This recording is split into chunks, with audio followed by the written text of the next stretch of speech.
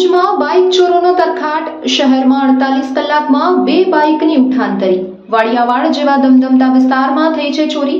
Bike ચોરીની ઘટના CCTV કેમેરામાં કેદ થઈ છે, તો આ મામલે પોલીસે વધુ તપાસ હાથ ધરી છે. Audio Jungle.